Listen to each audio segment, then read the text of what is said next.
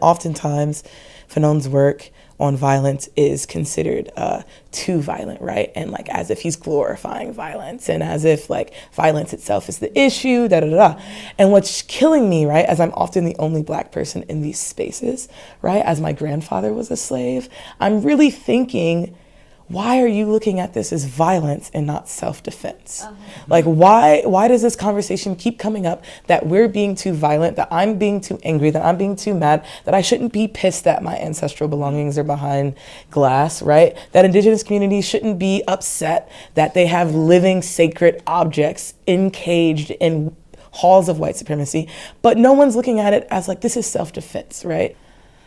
Like in Wretched of the Earth, Fanon also talks about the ways that the colonizer constantly like keeps tension boiling, but never boiling over, right? Which I love that we started this conversation with this idea of like spilling over, right? And it's like, so in what ways can the colonizer continue to divide us, right? So that that anger and that you're talking about that we should be feeling kind of gets dissipated in some people more than others, right? So like understanding that, like we can even think back to like Occupy Wall Street, right? And its success, but also its failure of being like, yeah, like the 99% against the 1%. Facts, but how is the 99% in and of itself perpetuating these things, right? Like how is patriarchy playing out in Zuccotti Park? How is racism playing out in Zuccotti Park? How are all these things playing out? And I think a lot of it too is like, how do you use that overflow in turning towards each other, right?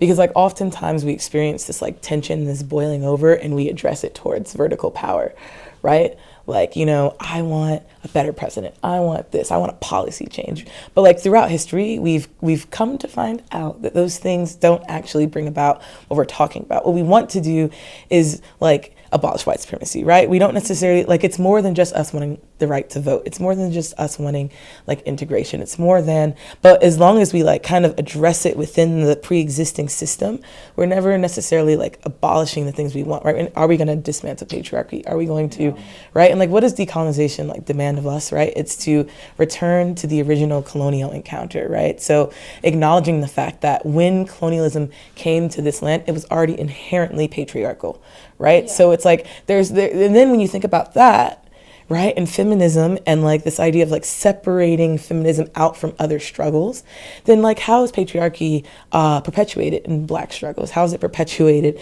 in like all of these different ways, right? Then we start to learn that these struggles can't necessarily be separated from each other, right? And I think that's what like decolonization and decoloniality like ask of us, right? It's for us, the only politics of resistance that can be is that of decoloniality, right? So that each person can see themselves within the framework, right? Decoloniality, going back to the colonial encounter, then encompasses all movements, right? But also not to necessarily collapse them, to keep their particularities, right, but to find ways in which to connect them so that we understand that our liberation is connected and that it goes back to Indigenous sovereignty, right? Because Indigenous sovereignty has to be at the root, right?